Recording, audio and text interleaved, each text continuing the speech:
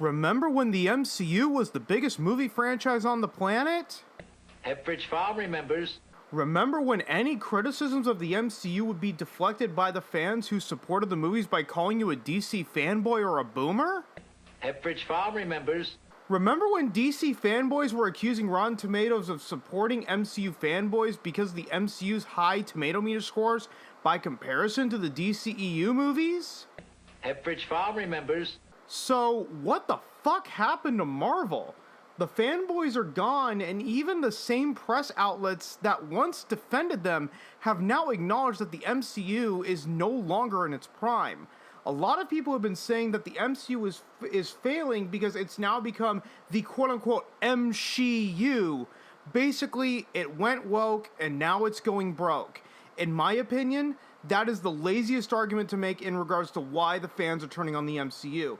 It's probably one of the reasons, but there are bigger reasons for their decline that has nothing to do with quote-unquote get woke, go broke.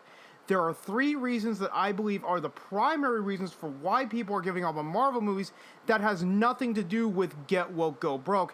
And before we start, I know that the gameplay footage isn't related to Marvel, but I'm not in the mood to play something on Marvel Ultimate Alliance or Spider-Man 2. But this is Chicken Little Ace in Action, which is a really good game irregardless. But anyways, back to the main topic at hand.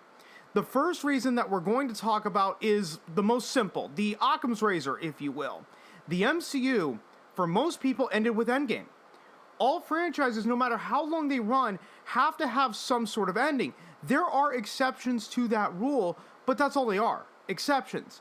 All of the build-up from Thor the Dark World until Endgame had the final payoff, and as a result, there just wasn't a need to continue beyond that point. What's the MCU building up to now? Kang? Oh, we'll get to the problem with Kang, but to put it quite simply, Avengers Endgame served as the finale for the vast majority of people, and that's a mountain that you cannot get over, a hill you cannot really climb, right? The second reason is the Disney Plus shows. Sure, there were MCU shows like Agents of S.H.I.E.L.D., Agent Carter, Daredevil, Jessica Jones, Luke Cage, Iron Fist, so on and so forth, but you were never required to watch the shows to enjoy the movies. The shows would reference the events of the movies like the Civil War or the Blip, but the movies would never reference the individual shows. In the case of the Netflix shows, they built up their own smaller universe with Daredevil, Jessica Jones, Luke Cage, Iron Fist, Punisher to make up the Defenders. But the Disney Plus shows are essential viewing if you want to keep up with the MCU at this point. If you watched Doctor Strange in the Multiverse of Madness and you didn't watch WandaVision, then I guess you're SOL. God forbid that the audience thinks that Doctor Strange in the Multiverse of Madness is a sequel / follow-up to Doctor Strange. But no, it's a follow-up to WandaVision. Do you want to see how Kang gets introduced into the MCU and how the Multiverse Timeline War started? Guess what? You have to watch Loki Season 1 in order to get the answer to that. As a result of all these Disney Plus shows, Phase 4 has become the most bloated phase in the entire MCU, coming in at a grand total of 57.5 hours long.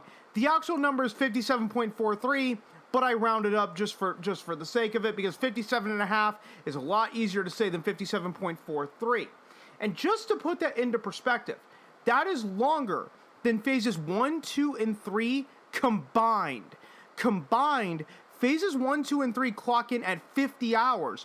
But, and I know that's a big number, but that was over 11 years and 23 movies. Remember, the TV shows made during phases 1 through 3 were not essential viewing, therefore they are not included in the total runtime. But still, phase 4 accomplished 50 plus hours of quote-unquote essential viewing in only 2 years. If that isn't overbloated, then what is?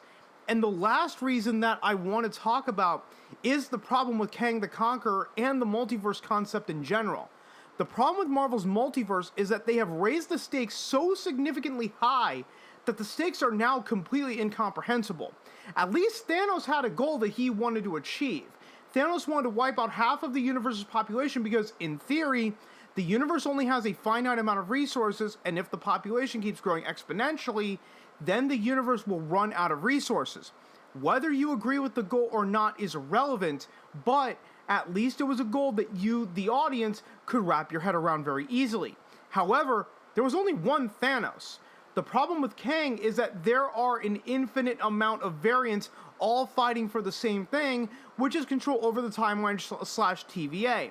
It doesn't matter if Ant-Man beats Kang at the end of Ant-Man 3. Now, I haven't seen Ant-Man 3 personally, so I'm going based on what I've heard on the internet, which could be just as, which could be accurate, which could be inaccurate, but I personally really don't care about Ant-Man and the Wasp: Quantumania. But still, getting back to it, it doesn't matter if Ant-Man beats Kang at the end of Ant-Man 3.